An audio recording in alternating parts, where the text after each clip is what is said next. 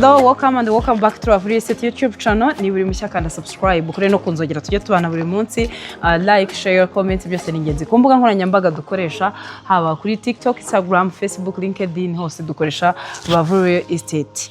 Ndabasuhuje mbahaye ikaze abantu mwakoze subscribe namwe turabashimiye cyane nawe utarayikora uyikore kugira ngo tujye tubana buri munsi. Iyi quartier turimo turi Rubavu ahazwi nko ku Majengo, quartier nziza cyane irimo amazu menshi meza ndetse nandi ari kubakwamo, quartier nziza cyane ituje icecetse. Hano rero tuhabazaniye inzu.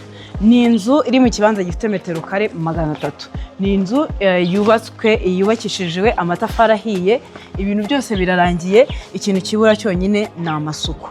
Tugiye kwinjiramo imbere mpabereke iyi nzu yacu iri ahantu heza, iri hafi y'umuhanda wa kaburimbo, iri ikindi nuko iri no muri quartier, iri quartier irimo umuhanda uhita uhugera kuri iyi nzu neza. Murabona ko ari inzu yubakishijwe amatafari ahiye, ikotishijwe amatafari ahiye, igipangu nacyo portail ngira ngo nayo murayibona.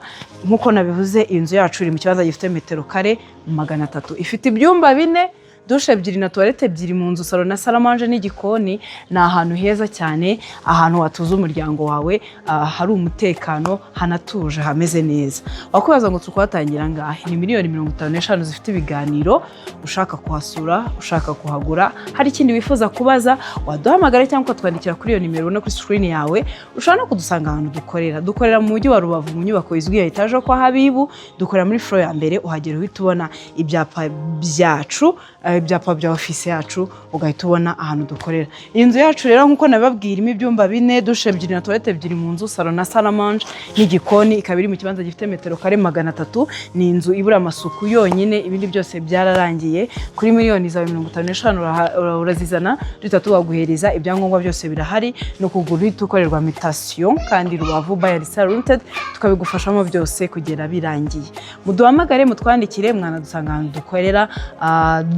Rubavu Buy and Sell Limited ni kampani ya mbere yizewe mu kugura no kugurisha ibanza n'amazu uburyo bwiza bwizeye kandi bwihuse. Tubafasha kugura ibanza n'amazu, tubafasha kubona amapartement yo kubamo by'igihe gito cyangwa se by'igihe kirekire, tukabafasha no kuyamamaza.